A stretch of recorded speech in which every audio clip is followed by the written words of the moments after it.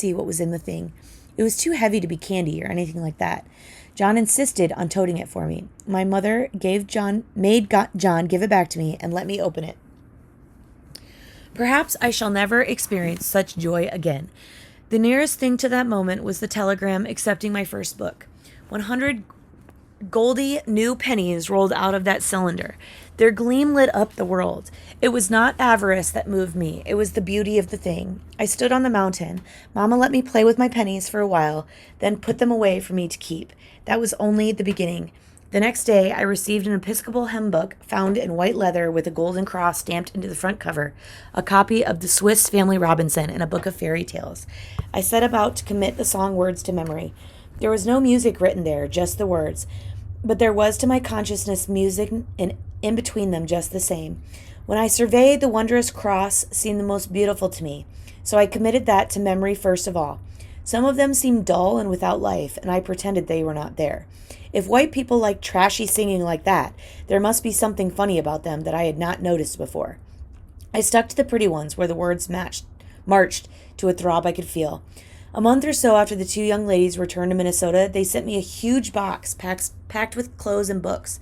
The red coat with the wide circular collar and the red tam pleased me more than any of the other things. My chums pretended not to like anything that I had, but even then I knew they were jealous. Old Smarty had gotten by them again. The clothes were not new, but they were very good. I shone like the morning sun. But the books gave me more pleasure than the clothes. I had never been too keen on dressing up. It called for hard scrubbings with octagon soap suds getting in my eyes and none too gentle fingers scrubbing my neck and gouging in my ears. In that box were Gulliver's Travels, Grimm's Fairy Tales, Dick Whittington, Greek and Roman myths, and best of all, Norse tales. Why did the Norse tales strike so deeply into my soul? I do not know, but they did. I seem to remember seeing Thor swinging his mighty short-handled hammer as he sped across the sky in rumbling thunder, lightning flashing from the tread of his steeds and the wheels of his chariot. The great and good Odin, who went down to the well of the knowledge to drink, and was told that the price of a drink from the fountain was an eye. Odin drank deeply, then plucked out one eye without a murmur and handed it to the grisly keeper, and walked away. That held majesty for me. Of the Greeks, Hercules moved me the most. I followed him eagerly on his tasks. The story of the choice of Hercules as a boy when he met pleasure and duty, and put his hand in that of duty and followed her steep way to the blue hills of fame and glory, which she pointed out at the end, moved me profoundly. I resolved to be like him. The tricks and turns of the other gods and goddesses left me cold. There were other thin books about this and that, sweet and gentle little girls who gave up their heart to Christ and good works. Almost always they died from it, preaching as they passed. I was utterly indifferent to their deaths. In the first place, I could not conceive of death, and in the next place, they never had any funerals that amounted to a hill of beans, so I didn't care how soon they rolled up in their big, soulful blue eyes and kicked the bucket. They had no meat on their bones. But I also met Hans Andersen and Robert Louis Stevenson. They seemed to know what I wanted to hear, and said it in a way that tingled me. Just a little below these friends was Rudyard Kipling and his Jungle Books. I loved his talking snakes as much I did the hero.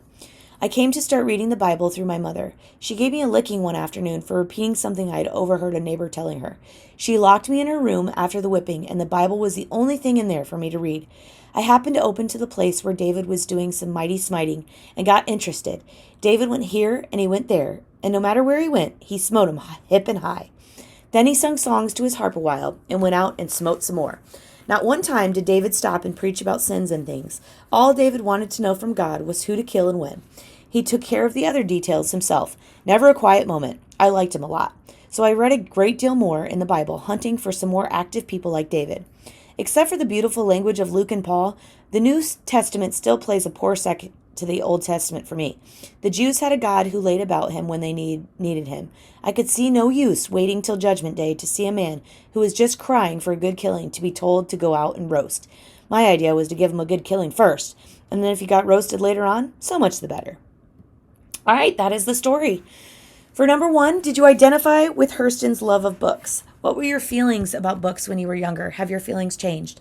For me, this is not an answer that I expect probably any of you to give, but I did identify with Hurston's love of books. I absolutely loved books when I was a child. We didn't have TV like you guys have now, where there's a bazillion channels and cable. So I think I had like PBS, and we could watch Sesame Street and things like that. So books to me were life. Like books um, took me to other countries. Books took me to fantasy lands. Books took me to other planets. I absolutely loved them and I ate them up. And it was the only way that I could stay up late at night. My mom would let me stay up late if I was reading, but I couldn't stay up late for any other reason. So I would stay up till 2, 3, 4 o'clock in the morning reading a book. Now my feelings have changed a little bit because while I love reading and I always thought I would love teaching other people to love reading, I no longer find any joy in teaching people to read because as I teach people to read, they just tell me that they hate reading. So that has changed a lot for me with books. I still love them, but I have gotten out of the habit of recommending books like I used to. I've gotten out of the habit of telling people that they just need to find something that they love because I've become a little bit jaded. People don't love reading like they used to, and that's why I really dislike my job a lot of days.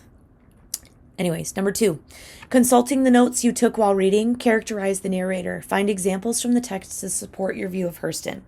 I don't know if you noticed things about the reader, but something that I kind of took away from reading this was, one, the reader was considered a smarty by others, so she must have been pretty intelligent or at least a good reader.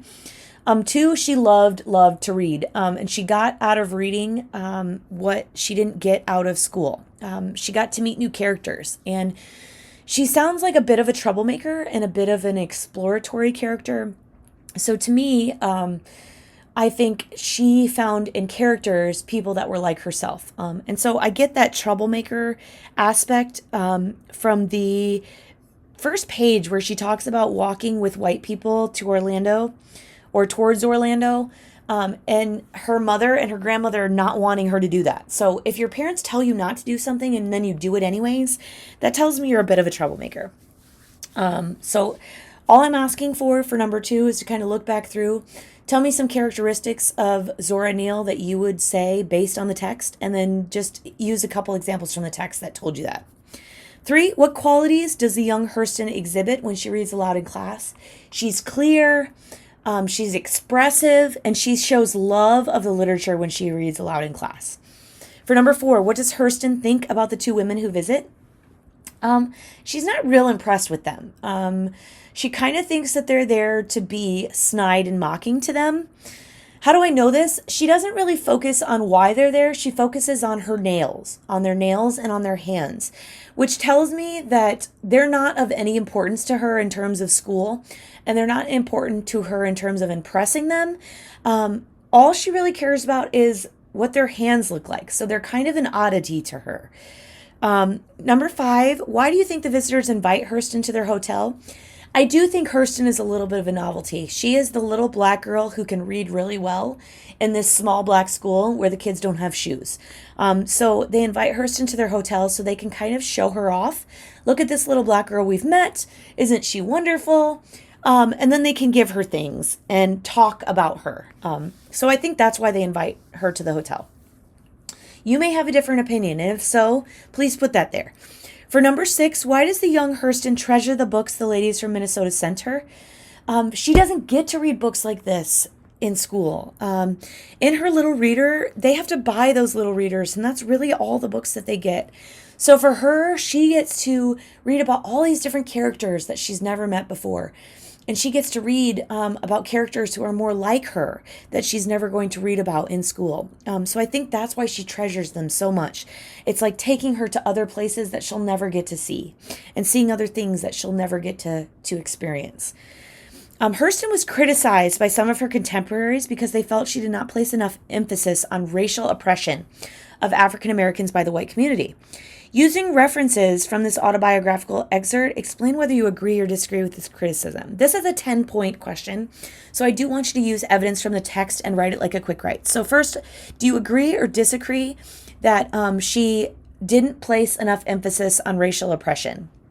In my opinion, I think she was very subtle, but she still expresses it in here.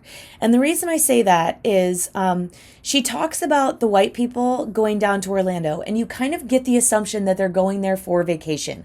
It also sounds as if She, as a black girl, does not get to do vacation or doesn't get to go on vacation. And that's why she wants to walk with these white people a while on their way to Orlando. I also suspect that she is looked at as this odd thing, and that's why white people want to walk with her to Orlando. So I think that kind of shows some of the racial oppression. Again, she's subtle about it. She hints at it. She doesn't say, I was so abused as a child, but she does hint at it. She talks about getting a whipping from the Palmetto branch, and we know that that didn't happen in all white schools. She talks about shaking hands with these ladies. The reason that she's shaking hands with them is they're white people visiting. It's not because they are special in any way, shape, or form, that they give money to the school, anything like that. It's because they're white, which shows oppression. She also talks about how she was given these books and that the books gave her more pleasure than the clothes, that she wasn't excited about dressing up because she had to get soaked down, which suggests that maybe they didn't get to bathe as often as other people, which shows oppression. She talks about the Old Testament and the New Testament and the ability to just go around killing people without having to ask permission. And that to me shows oppression because she feels like she doesn't have control. So I'm looking for examples like that where you tell me, do you think she expressed the racial oppression enough? Do you think she didn't express the racial oppression enough? To me, I think she did because I think she was subtle, and I think as a good reader, we sense that she was oppressed because of her color. But if you're not a good reader, you may not sense this oppression that she feels, and so maybe it wasn't shown enough or given enough emphasis. So I want to know what you think, and then I want you to give examples from the text that proves that. And again, that is a 10-point question. So I did put a little bit more emphasis on that. So make sure you answer it with at least 3 sentences, okay? Hopefully this somewhat makes sense for the 21 or 22 of you who are going to watch it. And I hope you guys are taking care of yourself. Have a great day.